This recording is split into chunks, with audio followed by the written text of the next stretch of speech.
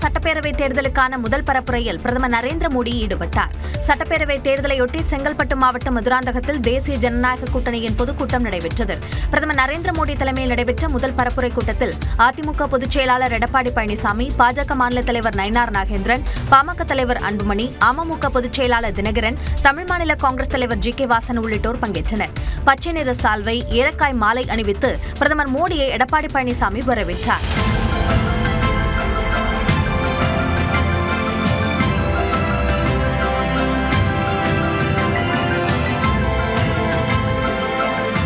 திருப்பரங்குன்றம் முருகன் படத்தை கூட்டணி தலைவர்கள் இணைந்து பிரதமருக்கு வழங்கினர். இந்த கூட்டத்தில் கே.சி. சண்முகம், ஜான் பாண்டியன், ஜெகன்மூர்த்தி உள்ளிட்ட கூட்டணி கட்சி தலைவர்களும் பங்கேற்றனர். தமிழ்நாட்டிற்கு இரட்டை என்ஜின் ஆட்சி தேவை என பிரதமர் நரேந்திர மோடி தெரிவித்துள்ளார். மதுராந்தகத்தில் நடைபெற்ற என்டிஏ பொதுக்கூட்டத்தில் உரையாற்றிய பிரதமர், தமிழ்நாட்டில் திமுக ஆட்சி முடிவுக்கு வருவதற்கான கவுண்ட் டவுன் தொடங்கிவிட்டதாக தெரிவித்தார். ये जो विशाल जनसागर है, इसका एक बहुत स्ट्रांग मैसेज पूरे तमिलनाडु में जा रहा है, पूरे देश में जा रहा है. मैसेज ये कि तमिलनाडु अब चेंज के लिए तैयार है. डीएमके सरकार के एग्जिट का काउंट डाउन शुरू हो चुका है. தொடர்ந்து பேசிய பிரதமர், தமிழ்நாடு எந்த அளவிற்கு வளர்ச்சி அடைகிறதோ அதே அளவிற்கு தேசமும் வளரும் என்றார். यहाँ बीजेपी एनडीए की डबल इंजन सरकार बनना तय है. தமிழ்நாட்டில் திமுக அரசின் செயல்பாடு 0 என்றும் பிரதமர் விமர்சித்தார். திமுக அரசு கரப்ஷன், மாஃபியா, கிரைம் போன்ற குற்றங்களுக்கு ஆதரவளிக்கும் சிஎம்சி அரசு என பிரதமர் நரேந்திர மோடி விமர்சித்துள்ளார். செங்கல்பட்டு மாவட்டம் மதுராந்தகத்தில் நடைபெற்ற என்டிஏ பொதுக்கூட்டத்தில் உரையாற்றிய பிரதமர் நரேந்திர மோடி, தமிழ்நாட்டில் ஒவ்வொரு துறையிலும் ஊழல் மலிந்துள்ளதாக குற்றம் சாட்டினார். डीएमके सरकार को अब लोग सीएमसी सरकार कह रहे हैं. सीएमसी सरकार यानी करप्शन, माफिया और क्राइम को बढ़ावा देने वाली सरकार. மேலும் முதல் முறையாக திருப்பரங்குன்றம் விவகாரத்தை குறிப்பிட்டு தமிழ் கலாச்சாரத்தின் எதிரி திமுக என்றார். अभी कुछ दिनों पहले जब भगवान मुरुगन के दीप को लेकर एक विवाद खड़ा किया गया तो हमारे नेताओं ने भक्तों के अधिकारों के लिए आवाज उठाने का काम किया, लेकिन डीएमके और इनके साथियों ने वोट बैंक को खुश करने के लिए कोई तक को नहीं छोड़ा, कोर्ट को भी उन्होंने बदनाम किया. திமுகவின் ஆட்சியிலிருந்து தமிழ்நாட்டை விடுவிப்போம் என்றும் பிரதமர் நரேந்திர மோடி தெரிவித்தார்.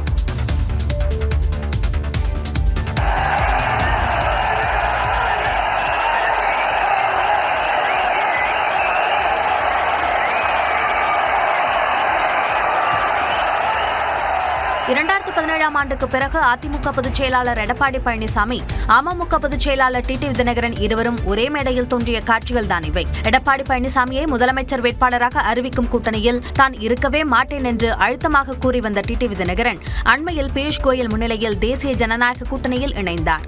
இந்த நிலையில் மதுராந்தகத்தில் பிரதமர் மோடி தலைமையில் நடைபெற்ற தேசிய ஜனநாயக கூட்டணியின் பரப்புரை கூட்டத்தில் கூட்டணி கட்சித் தலைவர்கள் ஒன்றாக மேடையேறினர். அப்போது பேசிய எடப்பாடி பழனிசாமி டிடிவி தினகரனை சகோதரர் என்று குறிப்பிட்டு வரவேற்றார்.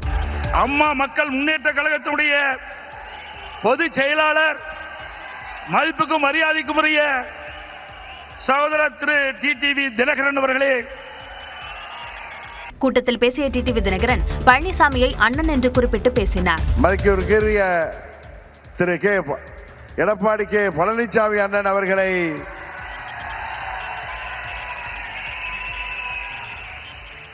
முழுமனதோடு ஏற்றுக்கொண்டு வந்திருக்கிறோம்.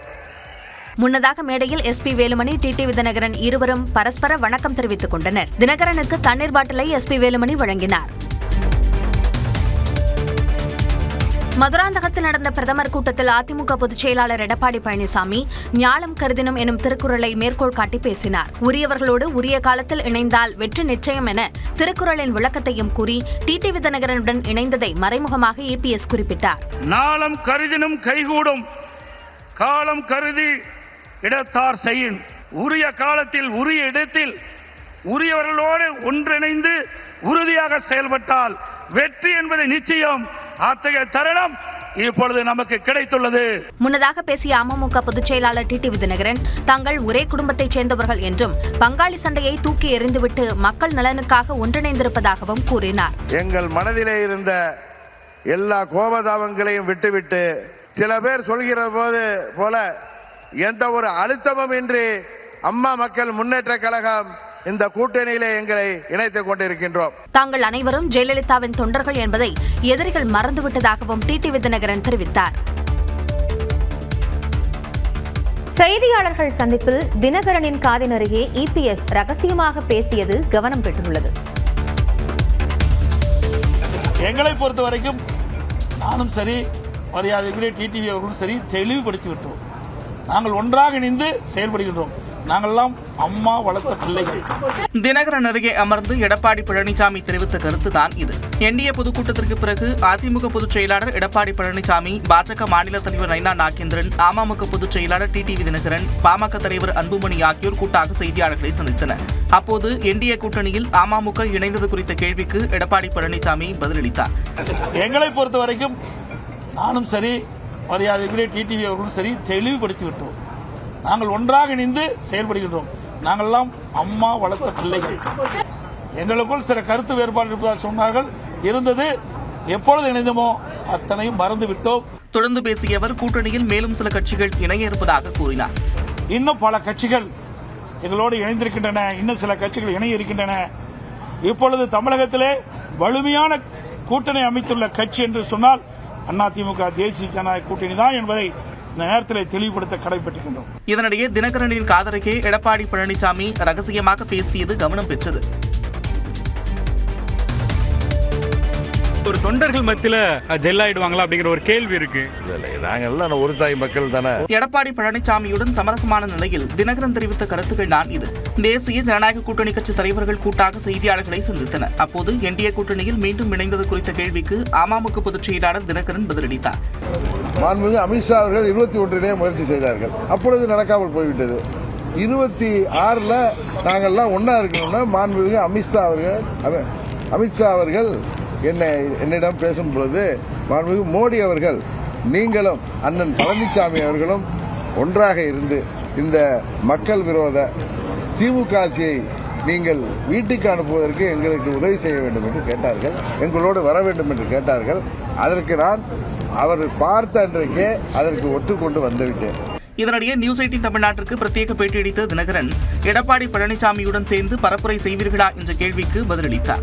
தேவையான பொழுது சந்திப்போம், தேவையான பொழுது பிரச்சாரங்களுக்கு சொல்லுவோம். இது என்ன ஒரே கூட்டணி, எல்லாருக்கும் ஒரே இலக்கு, அதனால எல்லாம் செய்வோம். நான் சொல்றேன், எங்களுக்கு இருந்த வருத்தங்கள் எல்லாம் அம்மா மக்கள் முன்னேற்ற கழகம் துடைத்து எறிந்து விட்டதுன்னு சொல்றேன். அண்ணன் OPS அவர்கள் எங்களோடு வருவார் என்கிற நம்பிக்கை எங்களுக்கு இருக்கிறது. தங்களுக்குள் இருந்தது குடும்ப சண்டை என்றும் எடப்பாடி பழனிசாமியும் தானும் அண்ணன் தம்பி என்றும் தினகரன் கூறினார்.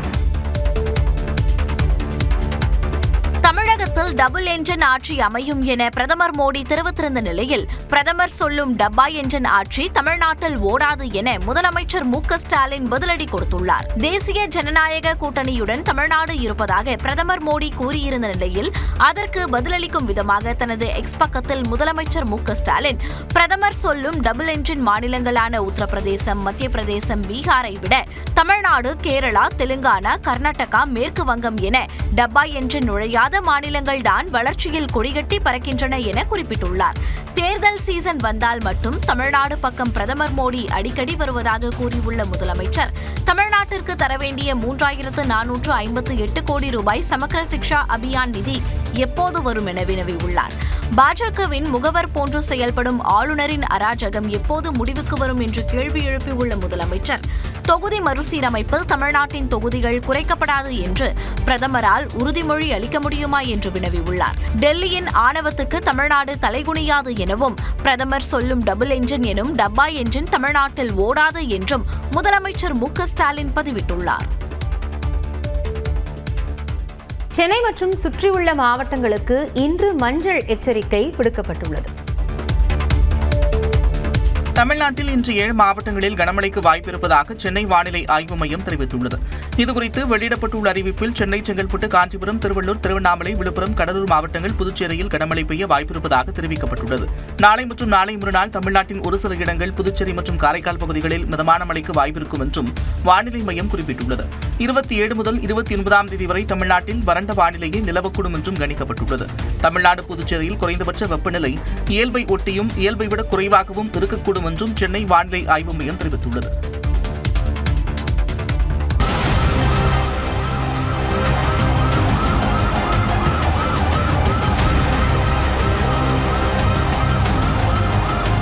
கோவை மாவட்டம் காட்டூர் பகுதியில் வாகன உதிரிபாக விற்பனை கடையில் ஏற்பட்ட தீ விபத்தின் ட்ரோன் காட்சிகள்தான் இது. காட்டூர் பிள்ளையார் கோவில் வீதி அருகில் தனியாருக்கு சொந்தமான இருசக்கர வாகன உதிரி பாகங்கள் விற்பனை கடை செயல்பட்டு வருகிறது.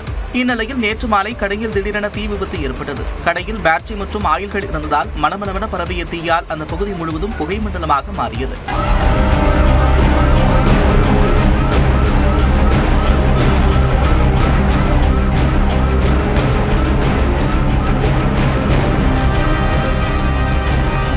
ஐந்து தீயணைப்பு வாகனங்கள், மாநகராட்சி தண்ணீர் வாகனங்கள் மட்டுமின்றி இந்திய விமானப்படையின் ரசாயனங்கள் மூலமும் தீயை கட்டுப்படுத்தும் பணிகள் நடந்தது.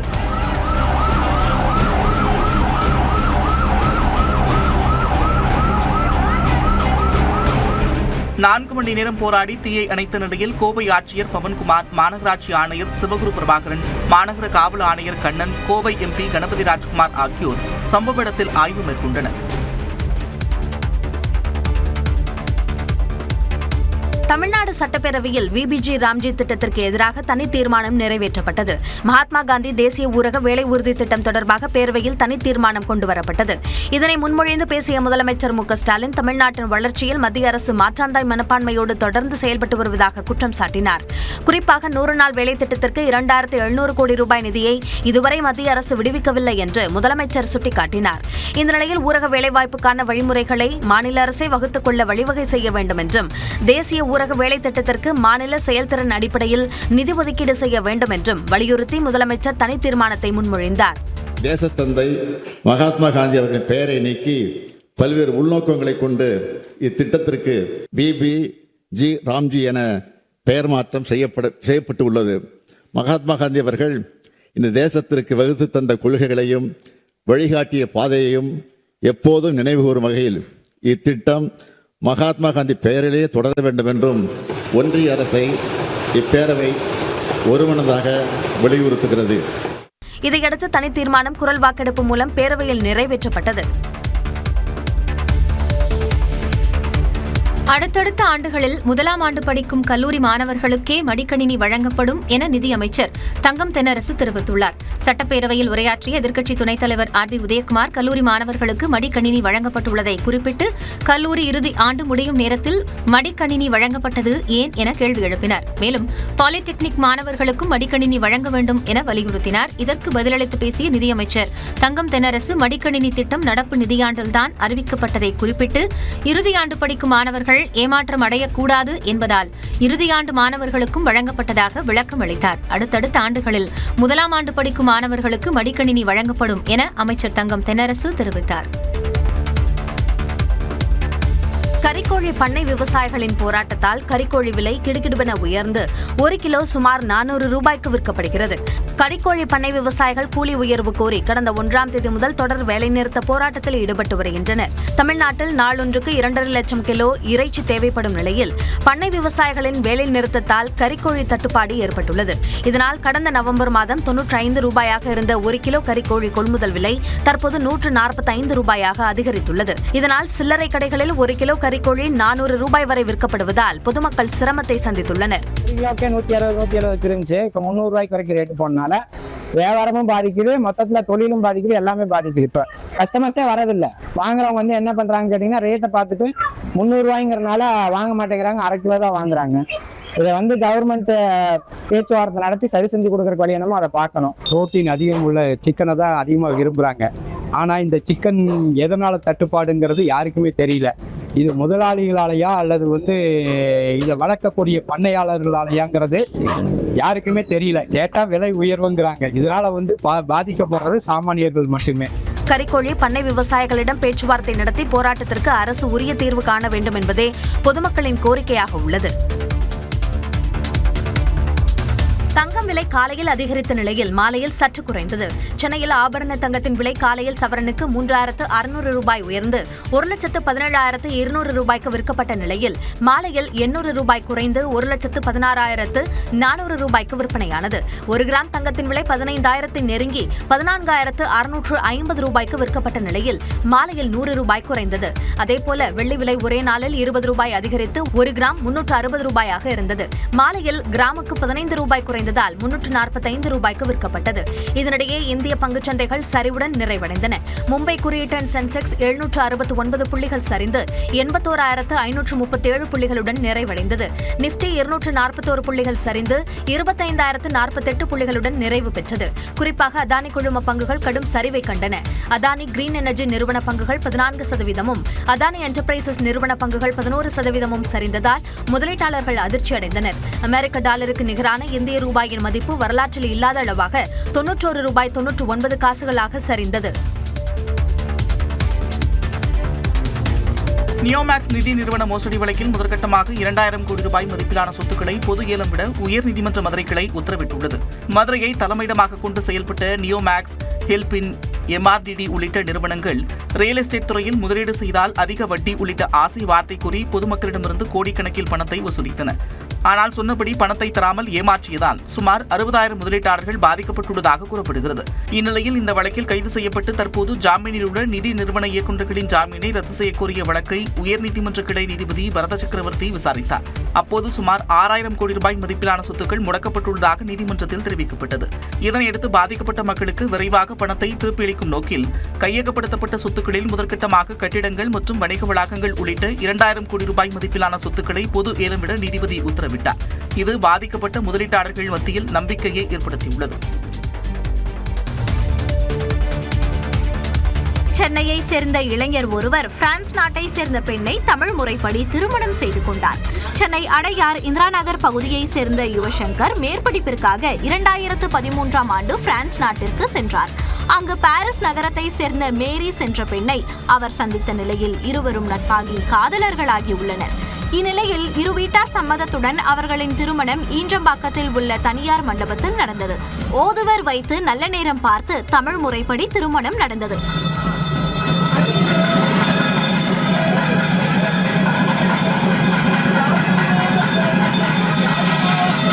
முதலில் தனது பெற்றோர் ஒப்புக்கொள்ளவில்லை என்றாலும் பின்னர் தனது காதலியை சந்தித்து பேசிய பிறகு திருமணத்திற்கு சம்மதம் தெரிவித்தனர் என்றும் மணமகன் தெரிவித்தார். இங்க நான் முருகர் கோவிலாண்ட போயிட்டு அவங்களை ப்ரொபோஸ் பண்ணேன். அவங்க என்னை ஏத்துக்கிற மாதிரி கேட்டேன். அவங்க என்னை ஏத்துக்கிறேன்னு சொன்னாங்க. அதுக்கப்புறமேட்டு ஒரு வருஷம் கழிச்சு கரெக்டாக பிளான் பண்ணி இவங்க அம்மா அப்பா எல்லாரையும் கூட்டிட்டு இங்க நம்ம தமிழ் முறைப்படி கல்யாணம் பண்ணணும்னு எனக்கு ஆசை ரொம்ப நாளா. அதே மாதிரி தமிழ் முறைப்படி ஓதுவாரை கூப்பிட்டு நாங்க எனக்கு அவங்க ஆசீர்வாதத்தோட நாங்க கல்யாணம் பண்ணிக்கிட்டோம். பாரம்பரிய முறைப்படி திருமணம் செய்து கொண்டது மகிழ்ச்சி அளிப்பதாக மணமகள் கூறினார். உத்தரப்பிரதேசத்தில் போர்க்கால ஒத்திகை தத்ரூபமாக நடத்தப்பட்டது.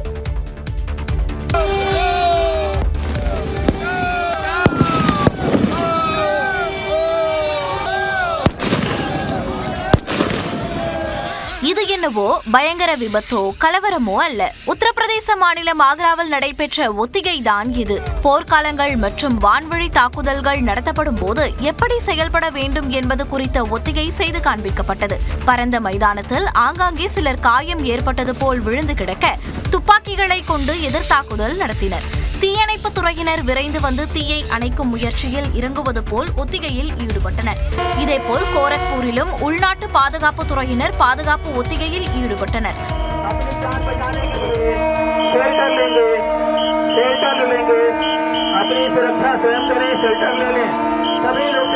அப்போது மைதானத்தில் காயமடைந்து கிடப்பவர்களை தூக்கி செல்வது போல் அவர்களை தூக்கிச் சென்றனர்.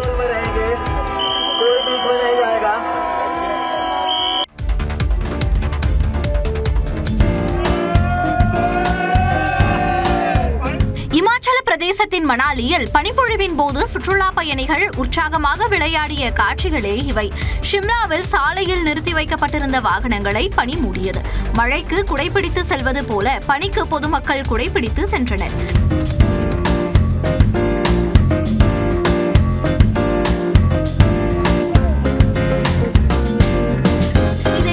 ஜம்மு காஷ்மீரின் பாரமுல்லா, படோட், பத்தேர்வா பகுதியில் பனிப்பொழிவு அதிகமாக காணப்பட்டது.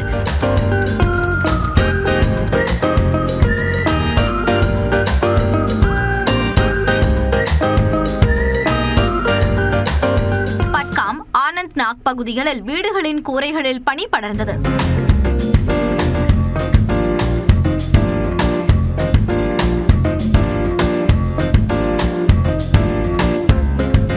இந்நிலையில் கடுமையான பனிப்பொழிவு மற்றும் மழையால் ஜம்மு ஸ்ரீநகர் தேசிய நெடுஞ்சாலை மூடப்பட்டது. மேலும் ஸ்ரீநகர் விமான நிலையத்தில் விமான சேவைகள் தற்காலிகமாக ரத்து செய்யப்பட்டன.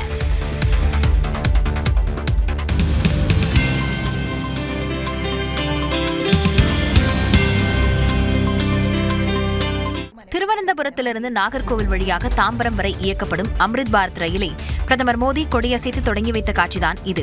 கேரளாவில் முதன்முறையாக திருவனந்தபுரம் மாநகராட்சியை பாஜக கைப்பற்றிய நிலையில் திருவனந்தபுரம் சென்ற பிரதமர் மோடிக்கு அக்கட்சியினர் உற்சாக வரவேற்பு அளித்தனர். தியாகிகள் சந்திப்பிலிருந்து கிழக்கு கோட்டை வரை ரோட் ஷோ சென்ற பிரதமர் மோடி தொண்டர்களை பார்த்து உற்சாகமாக கையசைத்தார்.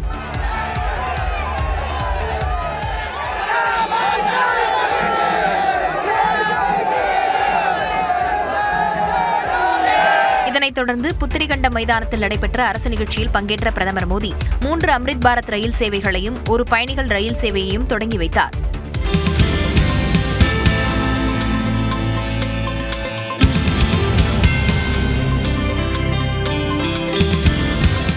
சாலையோர வியாபாரிகளுக்கு கடனுதவி அளிக்கும் பிரதமர் ஸ்வநிதி கடன் அட்டை திட்டத்தை பிரதமர் மோடி தொடங்கி வைத்தார். மேலும் நவீன தபால் நிலையம் ஒன்றையும் பிரதமர் மோடி திறந்து வைத்தார்.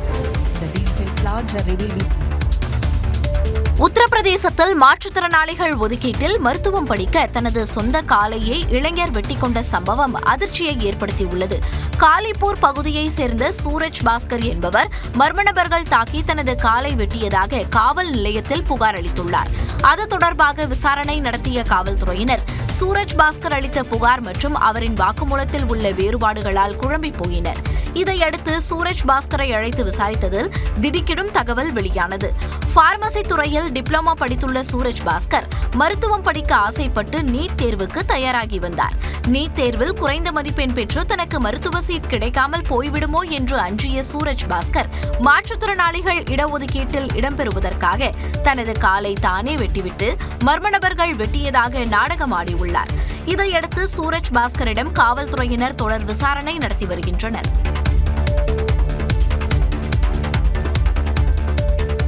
வருமானத்தை மறைத்ததாக கூறி 1,50,00,000 ரூபாய் அபராதம் விதித்ததை எதிர்த்து நடிகர் விஜய் தாக்கல் செய்த மனு மீதான தீர்ப்பை சென்னை உயர்நீதிமன்றம் தேதி குறிப்பிடாமல் தள்ளி வைத்துள்ளது. 2015ஆம் ஆண்டு வருமான வரித்துறை நடத்திய சோதனையில் புலி படத்திற்கு பெற்ற 15 கோடி ரூபாய் வருமானத்தை விஜய் கணக்கில் காட்டவில்லை என்று கண்டறிந்தது.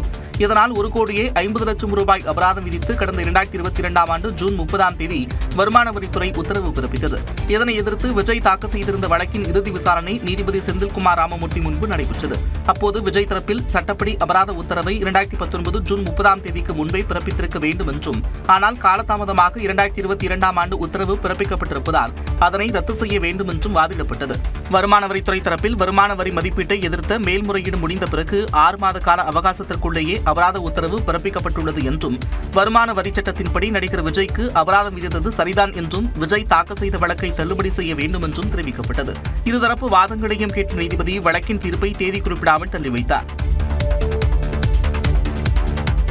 நியூசிலாந்துக்கு எதிரான 2வது T20 போட்டியில் இந்திய அணி அபார வெற்றி பெற்றது. நியூசிலாந்து அணி இந்தியாவில் சுற்றுப்பயணம் செய்து விளையாடி வருகிறது. இதில் இரு அணிகளுக்கும் இடையிலான 2வது T20 கிரிக்கெட் போட்டி சத்தீஸ்கர் மாநிலம் ராய்ப்பூரில் நடைபெற்றது. டாஸ் வென்ற இந்திய அணி பந்து வீச்சை தேர்வு செய்தது. அதன்படி முதலில் களமிறங்கிய நியூசிலாந்து அணியின் தொடக்க வீரர்கள் ஓரளவுக்கு நல்ல பார்ட்னர்ஷிப் அமைத்து கொடுத்தாலும் அடுத்தடுத்து களமிறங்கிய வீரர்கள் சொதப்பினர். இருப்பினும் நியூசிலாந்து அணி 20 ஓவர்கள் முடிவில் 6 விக்கெட்டுகள் இழப்பிற்கு 208 ரன்கள் குவித்தது. அதிகபட்சமாக ரச்சின் ரவீந்திரா 44 ரன்கள் சேர்த்தார். தொடர்ந்து விளையாடிய இந்திய அணியின் தொடக்க வீரர்களான சஞ்சு சாம்சன் மற்றும் கடந்த T20 போட்டியின் நாயகன் அபிஷேக் சர்மா அடுத்தடுத்து ஆட்டமிழந்து அதிர்ச்சியளித்தனர்.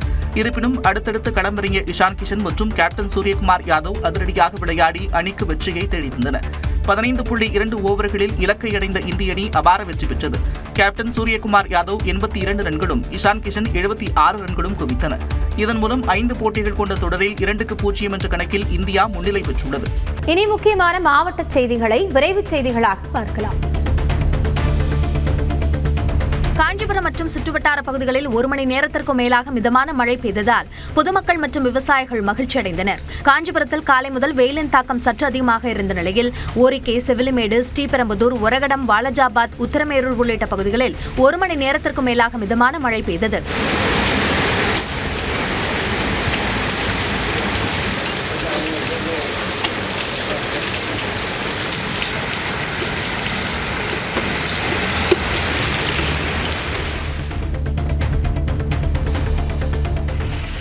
ராமநாதபுரம் மாவட்டம் பாம்பன் பழைய ரயில் பாலத்தை அகற்றும் பணிக்காக பூமி பூஜை போடப்பட்டுள்ளது. பாம்பனில் புதிதாக அமைக்கப்பட்ட தூக்கு பாலம் கடந்த ஆண்டு ஏப்ரல் மாதம் திறந்து வைக்கப்பட்டது. இதைத் தொடர்ந்து டெண்டர் முறை மூலம் பழைய பாலத்தை அகற்ற நடவடிக்கை எடுக்கப்பட்ட நிலையில் பூமி பூஜை போடப்பட்டுள்ளது. 4 மாதத்திற்குள் பாலத்தை இடித்து முடிக்க இலக்கு நிர்ணயிக்கப்பட்டுள்ளது. வரலாற்று சிறப்புமிக்க பாலம் என்பதால் அதனை அகற்றும் போது சேதம் ஏற்படாமல் இருப்பதற்காக அடுக்கடுக்காக வெட்டி எடுக்க முடிவு செய்யப்பட்டுள்ளதாக அதிகாரிகள் கூறியுள்ளனர்.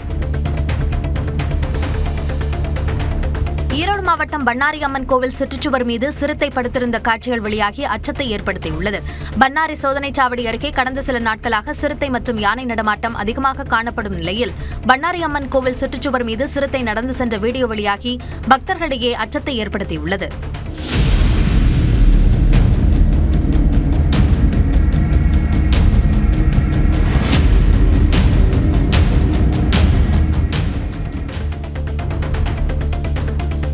திருப்பத்தூர் மாவட்டம் ஜவ்வாது மலையில் 3 அம்பிகை கோயில்களில் ஒரு சேர கும்பாபிஷேகம் விமர்சையாக நடைபெற்றது. கொடுமாம்பள்ளி பகுதியில் முப்பெரும் அம்பிகைகளாக வணங்கப்படும் பொன்னியம்மன், நொண்டி மாரியம்மன், காளியம்மன் ஆலயங்கள் உள்ளன. இந்த கோயில்களில் யாகசாலை ஹோமங்கள், அபிஷேகங்கள், அலங்கார பூஜைகள் செய்து வேத மந்திரம் முழங்க கும்பாபிஷேகம் நடைபெற்றது. சுற்றுவட்டாரத்தைச் சேர்ந்த ஆயிரக்கணக்கானோர் விழாவில் பங்கேற்று மனமுருக வழிபாடு நடத்தினர்.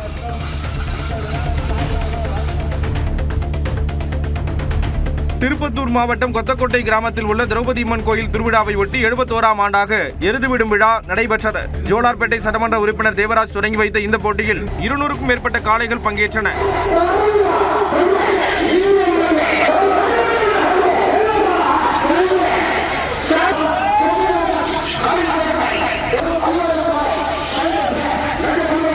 இதில் முதல் 3 இடங்களை பிடித்த காளைகளுக்கு இருசக்கர வாகனங்கள் உட்பட 51 பரிசுகள் வழங்கப்பட்டன.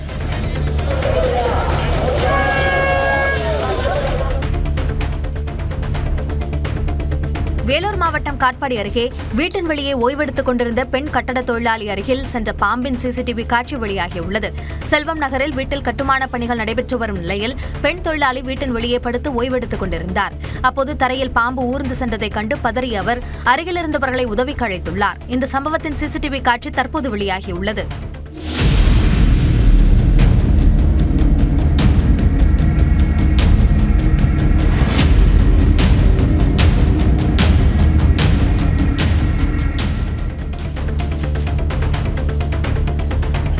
திருவனந்தபுரம் தாம்பரம் இடையிலான வாராந்திர அம்ரித் பாரத் ரயிலை கோவில்பட்டி ரயில்வே நிலையத்தில் மேளதாளங்கள் முழங்க பொதுமக்கள் வரவேற்றனர். திருவனந்தபுரத்திலிருந்து மதுரை வழியாக தாம்பரத்திற்கு வாராந்திர அம்ரித் பாரத் ரயில் சேவையை பிரதமர் நரேந்திர மோடி தொடங்கி வைத்தார். இந்த நிலையில் தூத்துக்குடி மாவட்டம் கோவில்பட்டி ரயில் நிலையத்திற்கு வந்த அம்ரித் பாரத் ரயிலை மேளதாளங்கள் முழங்க மலர் தூவி பொதுமக்கள் வரவேற்றனர். குடியரசு தின விழாவை முன்னிட்டு சேலம் அரசு பொறியியல் கல்லூரி மாணவர்கள் அம்பேத்கரின் உருவத்தை 8 லட்சம் கைரேகைகளை கொண்டு உருவாக்கியுள்ளனர். பொறியியல் கல்லூரி முதல்வர் கீதா முதல் நபராக கைரேகை வைத்து தொடங்கி வைத்ததுடன் பேராசிரியர்கள், அலுவலர்கள் மற்றும் 500க்கும் மேற்பட்ட மாணவர்கள் பல வண்ணங்களில் கைரேகையை பதிவு செய்தனர். 70 அடி நீளம், 50 அடி அகலத்திற்கு 3500 சதுர அடியில் சட்டப்புத்தகத்தை கையில் ஏந்தியபடி அம்பேத்கர் நிற்கும் வகையில் உருவப்படத்தை வடிவமைத்தனர். சிவகங்கை மாவட்டம் காரைக்குடியில் நடிகர் அஜித்தின் மங்காத்தா படம் திரையிடப்பட்டுக் கொண்டிருந்த போது தாவேக கட்சி கொடியை விஜய் ரசிகர்கள் காட்டியதாக கூறி இருதரப்புக்கும் இடையே கைகலப்பு ஏற்பட்டது. பாண்டியன் திரையரங்கில் மங்காத்தா திரைப்படம் திரையிடப்பட்டுக் கொண்டிருந்த போது சிலர் தாவேக கொடியை காட்டியதாக கூறப்படுகிறது. இதற்கு அஜித் ரசிகர்கள் எதிர்ப்பு தெரிவித்த நிலையில் படம் முடிந்த பின்னர் மீண்டும் சிலர் தாவேக கொடியை காட்டியதாக கூறப்படுகிறது. இதனால் அஜித் மற்றும் விஜய் ரசிகர்கள் மோதிக்கொண்டனர்.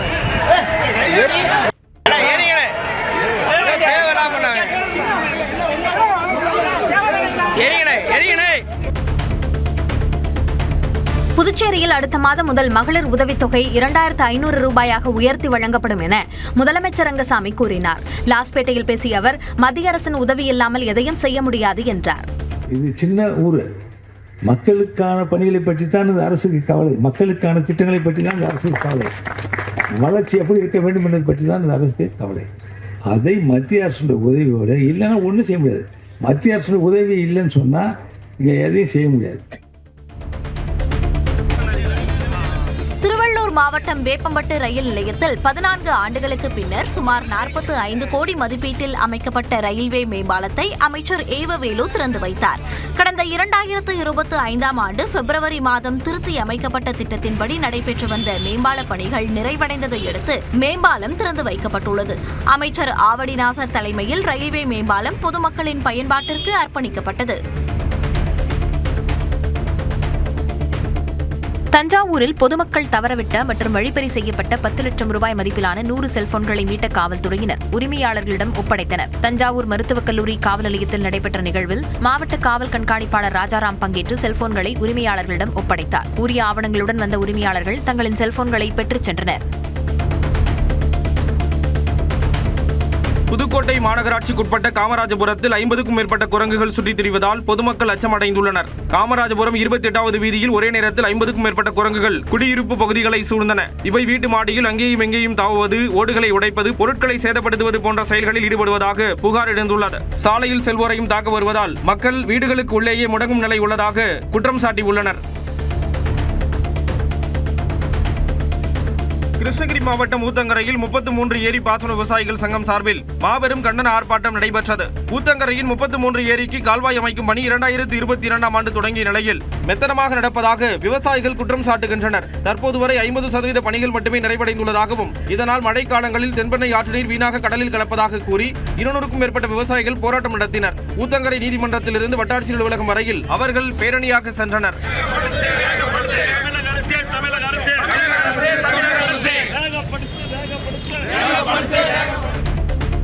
தூத்துக்குடி மாவட்டம் விளாத்திக்குளம் அருகே புதூரில் கள்ள நோட்டுகளை வைத்திருந்த மளிகை கடை உரிமையாளர் கைது செய்யப்பட்டுள்ளார்.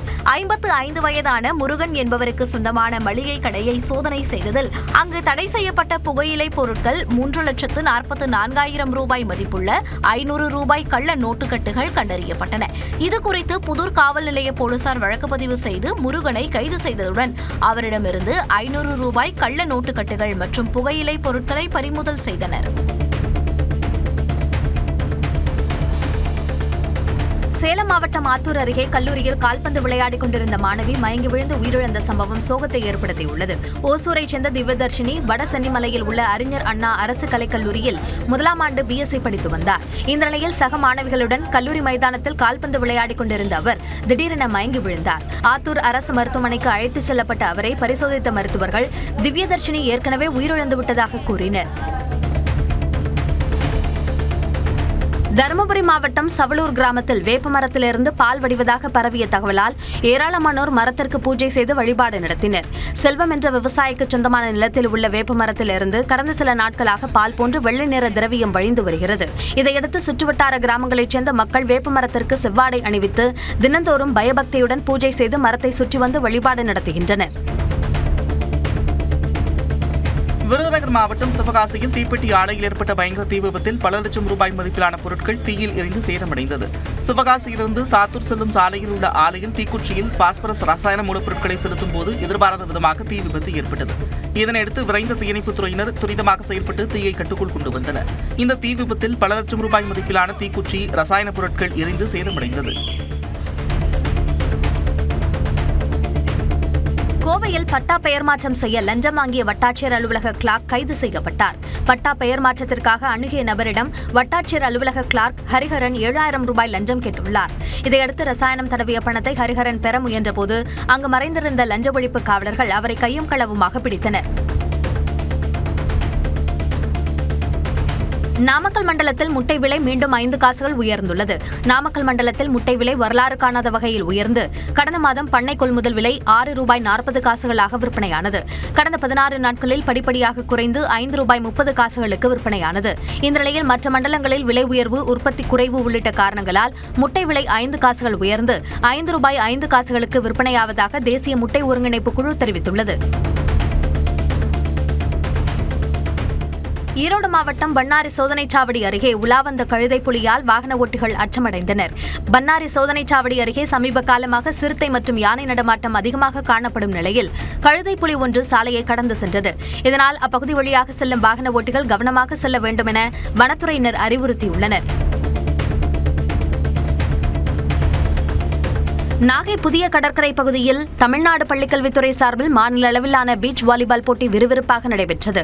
நாகை, மயிலாடுதுறை, அரியலூர், புதுக்கோட்டை உள்ளிட்ட 38 மாவட்டங்களைச் சேர்ந்த 780 பள்ளி, கல்லூரி மாணவர்கள் ஆர்வத்துடன் பங்கேற்றனர். 14, 17, 19 என வயது அடிப்படையில் 3 பிரிவுகளாக ஆண்கள், பெண்களுக்கு தனித்தனியாக 25ஆம் தேதி வரையில் போட்டி நடத்தப்படுகிறது. இதில் வெற்றி பெறும் அணிகளுக்கு சான்றிதழ்களும் கேடயங்களும் வழங்கப்பட உள்ளன.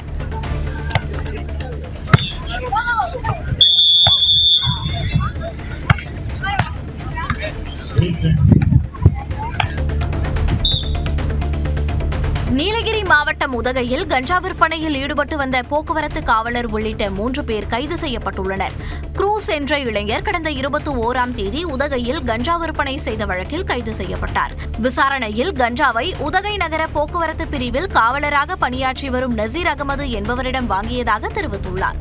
இதையடுத்து தலைமறைவான நசீரை தனிப்படை போலீசார் கோவையில் கைது செய்தனர். மேலும் கேரளத்தை சேர்ந்த மோகன சுந்தரத்திடமிருந்து கஞ்சாவை பெற்று விற்றதால் அவரும் கைது செய்யப்பட்டுள்ளார். மேலும் 17 கிலோ கஞ்சாவையும் காவல்துறையினர் கைப்பற்றியுள்ளனர். கோவை மாவட்டம் தொண்டாமுத்தூர் சுற்றுவட்டார பகுதி சந்தைகளில் கத்திரிக்காய் வரத்து அதிகரிப்பால் விலை குறைந்துள்ளது. கடந்த காலங்களில் 1 கிலோ 40 - 60 ரூபாய் வரை விற்பனையான நிலையில் தற்போது வரத்து அதிகரிப்பால் 1 கிலோ 20 ரூபாய்க்கு கத்திரிக்காய் விற்பனையாகிறது. குறைந்த நாட்களில் மகசூல் எடுக்கும் பயிரான கத்திரிக்காயை அதிக அளவில் நடவு செய்த விவசாயிகள் விலை குறைந்ததால் கவலையடைந்துள்ளனர். சேலத்தில் 2000க்கும் மேற்பட்டோரிடம் முதலீடு பெற்று பல கோடி ரூபாய் மோசடியில் ஈடுபட்டவரின் சொத்துக்கள் 23 கோடி ரூபாய்க்கு ஏலமிடப்பட்டது. வின்சார் இந்தியா சிட்டி டெவலப்பர்ஸ் என்ற நிறுவனம் நடத்தி வந்த சிவக்குமார் 2000க்கும் மேற்பட்டவர்களிடம் கோடிக்கணக்கில் பணம் பெற்று மோசடி செய்த புகாரில் கைது செய்யப்பட்டார். இதனையடுத்து அவரது சொத்துக்களை ஏலமிட நீதிமன்றம் உத்தரவிட்டதைத் தொடர்ந்து நீதிமன்றத்தால் அமைக்கப்பட்ட குழு முன்னிலையில் சொத்துக்கள் 23 கோடி ரூபாய்க்கு ஏலமிடப்பட்டது. நெல்லை மாவட்டம் வீரவநல்லூர் அருகே யானை கூட்டம் விளைநிலங்களுக்குள் புகுந்து பயிர்களை சேதப்படுத்தியதால் விவசாயிகள் வேதனை அடைந்துள்ளனர். வியாழக்கிழமை இரவு புதூர் கிராமத்தில் புகுந்த யானை கூட்டம் நெற்பயிர்களை மிதித்து சேதப்படுத்தியுள்ளது. ஏக்கருக்கு 30,000 வரையில் நஷ்டம் ஏற்பட்டுள்ளதாக கூறும் விவசாயிகள் 15 ஆண்டுகளாக யானைகள் பிரச்சினைக்கு தீர்வு காணப்படவில்லை என்று குற்றம் சாட்டுகின்றனர். மேலும் நெல் அறுவடை பணிகள் முடியும் வரை வனத்துறையினர் இரவு நேர ரோந்து பணியை தீவிரப்படுத்தி பயிர்களை பாதுகாக்க வேண்டும் என்று கோரிக்கை விடுக்கின்றனர்.